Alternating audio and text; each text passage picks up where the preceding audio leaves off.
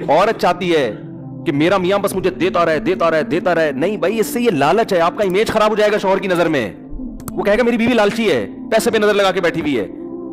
اس سے ہو سکتا ہے اگر یہ استغنا ہوتا، قناعت ہوتی، تو اللہ بہت زیادہ. میں ایسے مردوں کو جانتا ہوں، ان کے دل اتنے بڑے ہیں، وہ کہتے ہیں، مجھے بتاتے ہیں یار اگر میری بیوی میں لالچ نہ ہوتی میں اپنی ساری پراپرٹی اس کے نام کر دیتا، لیکن لالچی ہے، میرا دل نہیں کرتا.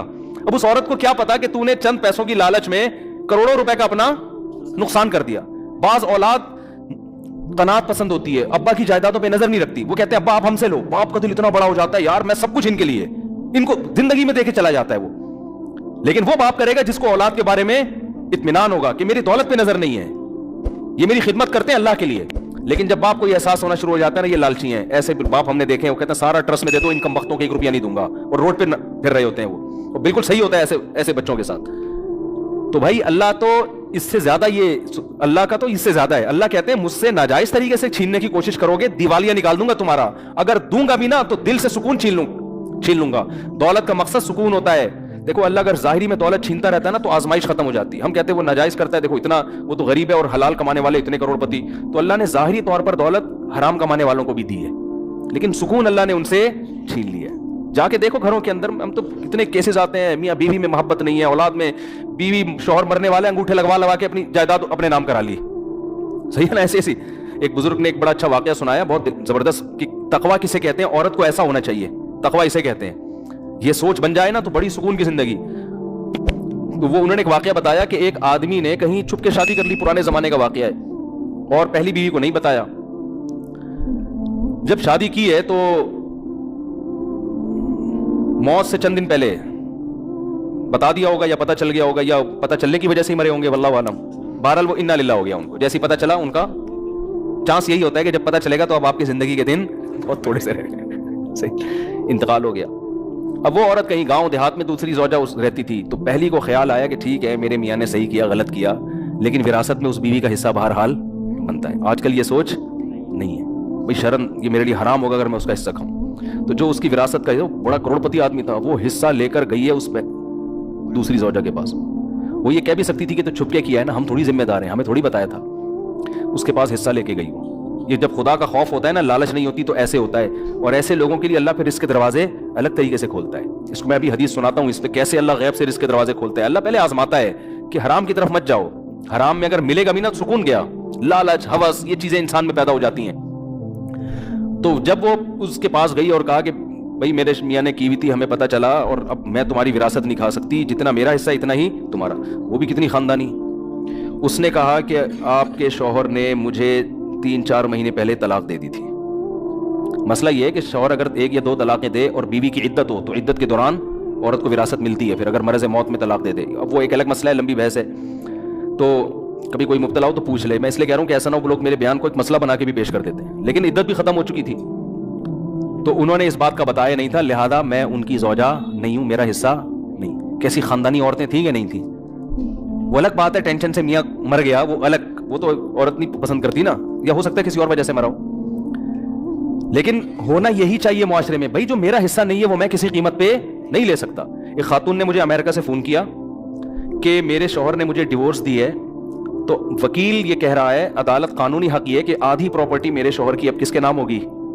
بولیں میرے نام ہو. اور میرا شوہر ایسا، میرا شوہر ویسا، میرا وہ بڑا ظلم بیان کر رہی تھی. میں نے کہا آپ کا شوہر جیسا بھی تھا، نالائق تھا، ظالم تھا، جب اس نے آپ کو طلاق دے دی تو شریعت کی روح سے اب عدت کا خرچہ اور مہر کا خرچہ، اس کے علاوہ آپ کچھ اور لینے کی مجاز نہیں.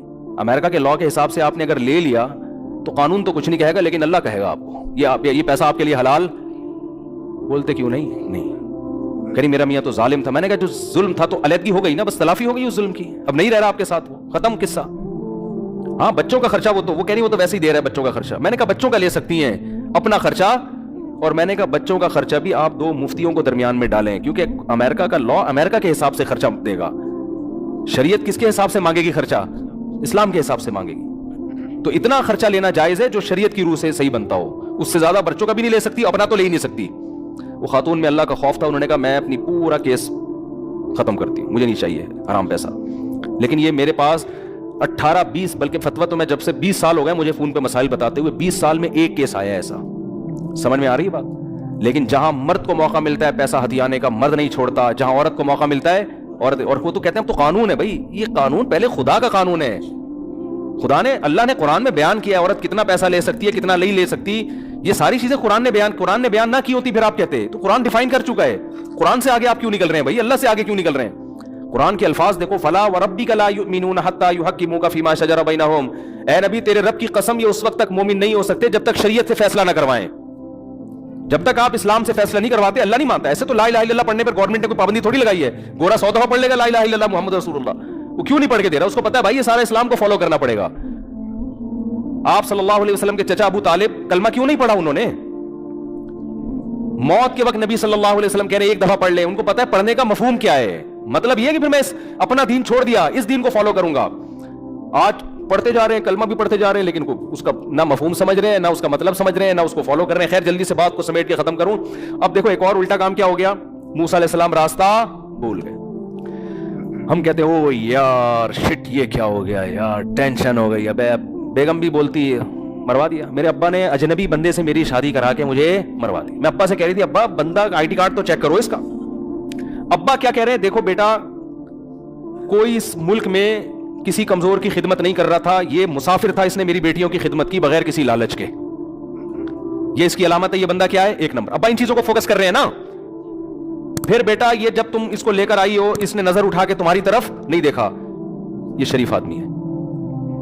بیٹا یہ امانت دار ہے, تم نے خود کہا نظر نیچی اس کی. جو کسی کی بہن بیٹی میں خیانت نہیں کر رہا وہ بیوی کے حقوق میں کیسے خیانت کرے گا, ہے بھائی. اور اہم بات یہ ہے اس نے اس پر کوئی اجرت نہیں مانگی ہم سے, اللہ کے لیے خدمت کی ہے. اور صحت مند بھی ہے, اگرچہ کما نہیں رہا لیکن جو صحت مند ہوتا ہے وہ جب چاہتا ہے کما لیتا ہے. دیکھو دو چیزیں رکاوٹ بنتی ہیں, یا تو صحت نہ ہو پھر انسان نہیں کما سکتا, یا صحت مند تو سست ہو. سست لوگ کبھی بھی, میں ایسے سستوں کے جانتا ہوں الحمدللہ ہمارے محلے میں ہیں کہ آپ حیران ہوں گے ان کی, آپ کہیں گے یار ان کو انعام ملنا چاہیے, لیکن بہت زبردست صحت اٹھتے ہی نہیں. میں واقعہ سناؤں تو آپ حیران ہو جاؤ, آپ ہنس ہنس کے زمین پہ لیٹ جاؤ. سچے واقعات ہیں, ابھی چھوڑو یار سنانے نہیں چاہتا میں, اب موضوع چینج ہو جائے گا. سچے واقعات ہیں, جھوٹے نہیں ہیں. سست کے ایسے واقعات ہیں جو آپ کہو یار ایسا بھی ہوتا ہے, لیکن وہ میں مسجد میں سنا مجھے بھی مناسب نہیں ہے. کبھی چھاؤں میں آئیں گے اکیلے انشاءاللہ میں آپ کو سناؤں گا, مسجد میں سنانے کے نہیں. ایسے سست ہیں کہ بس چھوڑو یار, کیا بتاؤں میں آپ.